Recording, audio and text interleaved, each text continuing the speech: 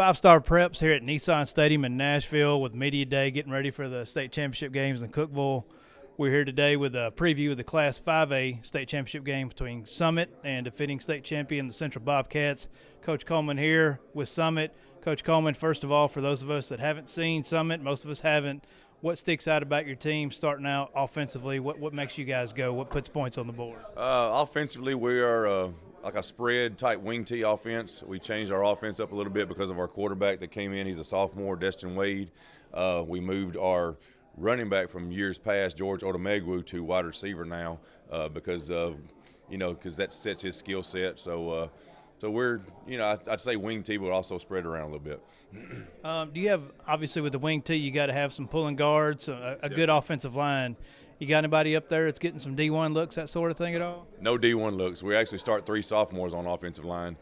We have a senior guard, and Joseph Bell is a really good pulling. But like you said, they are undersized guys, so that's why we set up the angles that the wing tee does, and a lot of pulling going on, yes.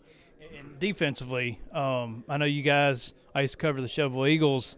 I know you guys, they got a good double-digit lead on you, then you kind of shut them down after that.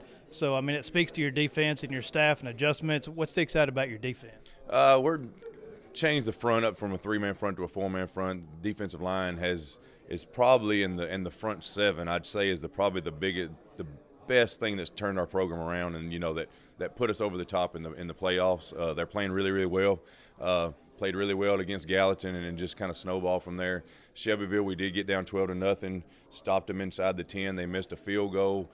From then on, we kind of shut them down a little bit. So for us to turn it around like that and to have the maturity to do that was a turning point of our program also. And like I mentioned at the onset, you guys play a defending state champion. So to some degree, they have a little bit of advantage that they've been here. They've done that. They've played in Cookeville. They've played on the weekend like that. What sticks out to you about the Central Bobcats? Even I know they lost a lot of dudes, lost some D1 guys, but what sticks out to you about Coach Roster's group? Well coached, a multiple defense, change up the fronts, change up the coverages. Offensively, a big offensive line that's not only big but also physical and can move around a little bit. They're a good football team. You knew they would be. We're in Final 2, so you know they're going to be a great football team with a great program, and the coach will have them prepared. I think it's to their advantage that they have been there before to know the process and things like that. But also for us being new, maybe we're a little bit more hungry than they are, hopefully. Pardon my ignorance, but do you guys play on turf or grass at your field? Or grass. Grass, okay. Well, Central's turf, most of Knoxville's turf. I can't remember if Central played a game on grass this year.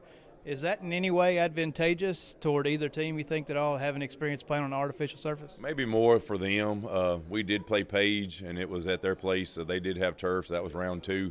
We're going to go practice on Nolensville Stadium this week, Tuesday, just to get a feel for the turf.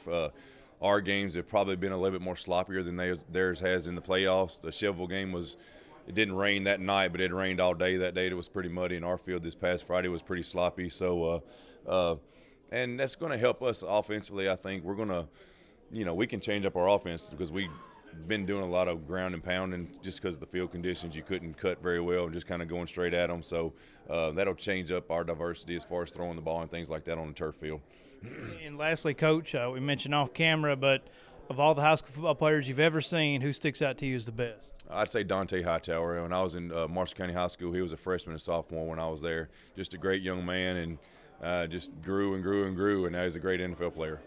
You guys at Summit have anybody that's got a chance to be a superstar at the next level at all? I don't know. We've got a few guys that are signing scholarships, to play for college, playing the next level. So very proud of those guys. We've got 2 sophomore twins that are going to be something special, Destin Wade and Keaton Wade.